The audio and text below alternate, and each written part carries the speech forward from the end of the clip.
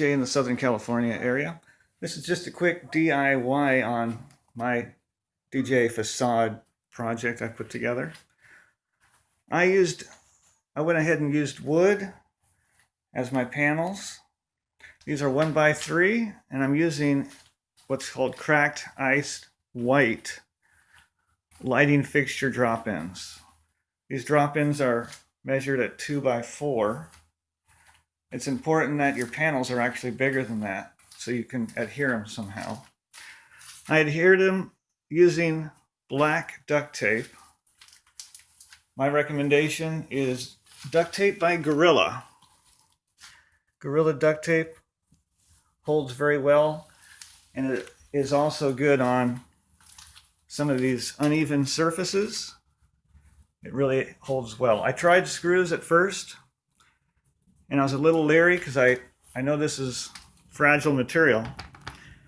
And my first screw, it cracked the corner of that piece, and so I had to come up with a new idea on how to apply them. These panels are hinged only on 2 panels. Hinge right there, hinge right here. They come apart. Fairly simple, and they fold. I'm not even adhering together the middle panels. They're simply put together, and it's supported very well. One of the reasons I wanted to build a facade to begin with was to cover my DJ equipment. Wires, uneven surfaces when you're stacking all your gear. And one reason I decided to go ahead and use the panels instead of Lycra or spandex is I know my ability isn't that great when I do these kinds of projects.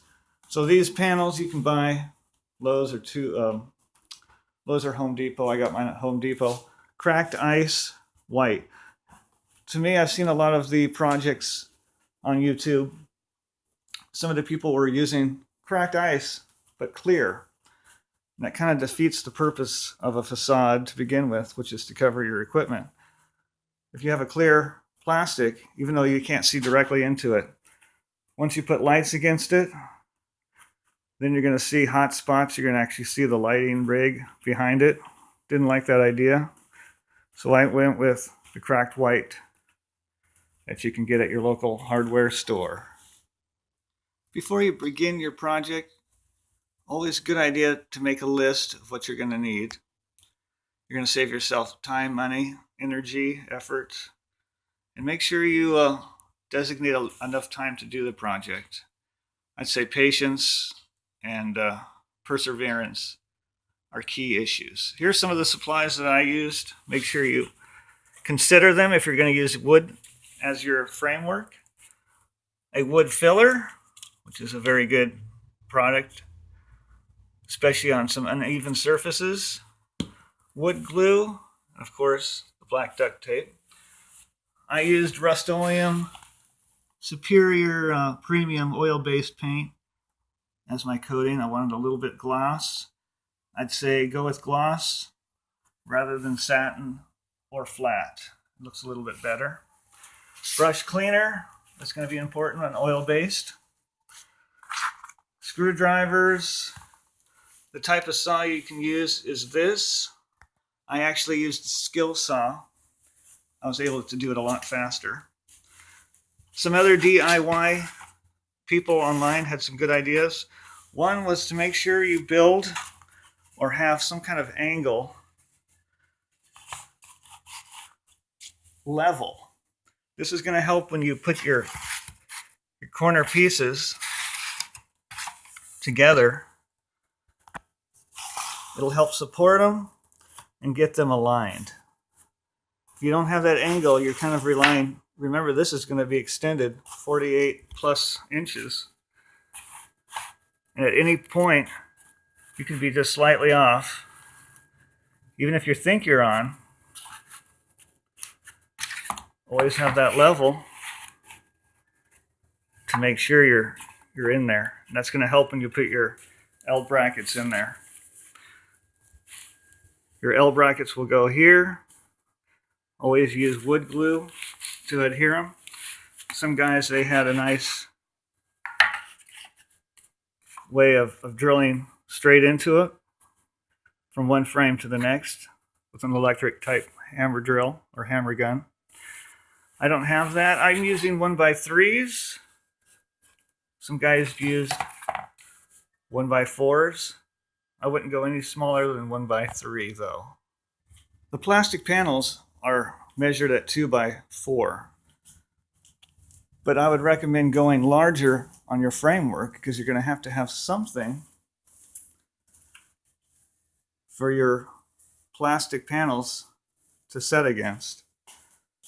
I actually went ahead and made my measurements at 49 inches length, 26 inches wide. So when I laid my panels in, they had something to set against, and then I taped along the sides. How to transport and protect your panels. Make sure they fit in the vehicle you have. If it's a car, truck, SUV, make sure that the height or length would fit. That's why I made 4, but I wanted to make them a little lighter for me to carry around, so I made them in 2 panels. Each panel will slide together. Transport, I'm using just a shipping blanket. You can get those pretty cheap at your hardware store or maybe even U-Haul. They sell them there.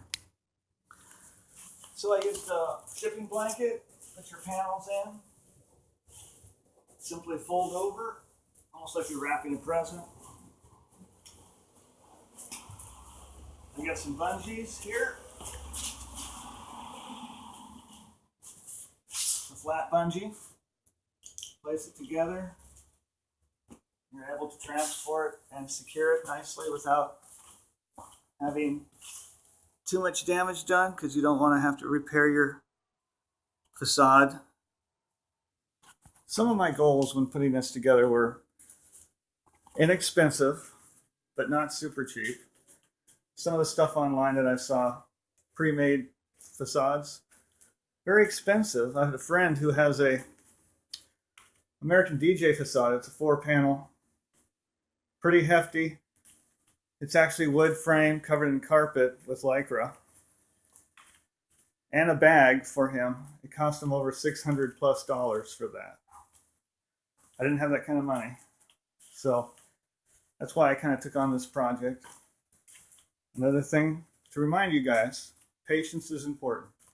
Don't rush your project. Another little clue and good idea is on the bottom. I have mine upside down right now. Tiny little plastic tabs. One at each corner. It's going to be a good idea to keep your framework from getting scratched. And they're relatively inexpensive. We're at the Home Depot. Little tabs I was talking about on the bottom. They actually just peel right off. They're tiny little guys. This is a nice little pack. I have extras. I think that cost me maybe $1.50, $2 at the most. When building your frame, I saw some people, because it does take more time, they didn't want to do the angled frame type cut, which is out of 45. They just took your straight edges and tried to put them together like this. Even with an L bracket, super glued together, I don't mean super glue, but a lot of glue, you're still not going to get very good support, especially when you want this thing to last a long time. So I do recommend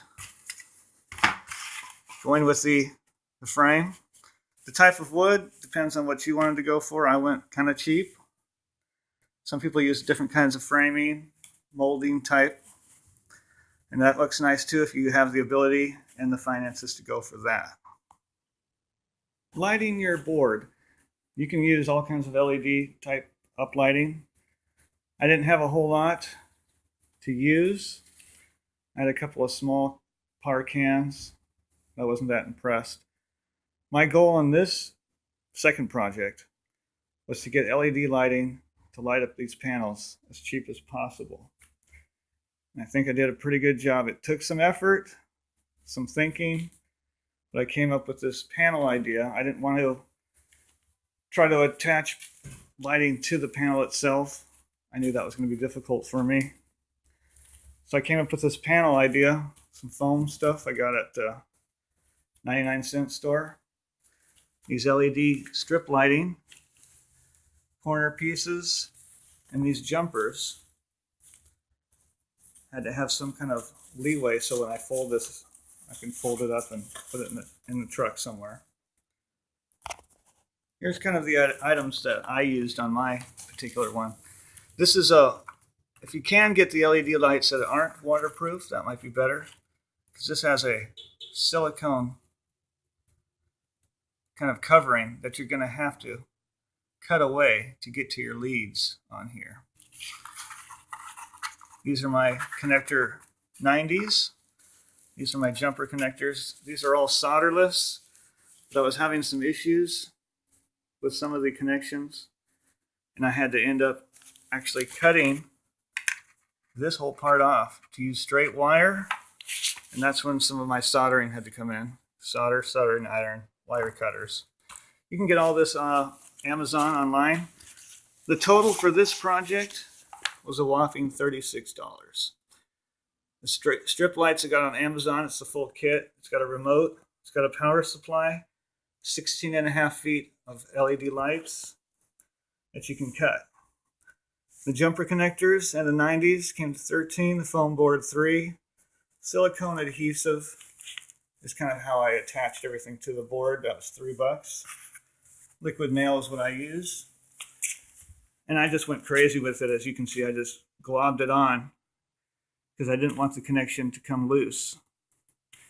These are the solderless connections. The only place I had to actually solder was right down here because I wasn't getting the red to jump over. So I had to just take off that end piece like I was showing before.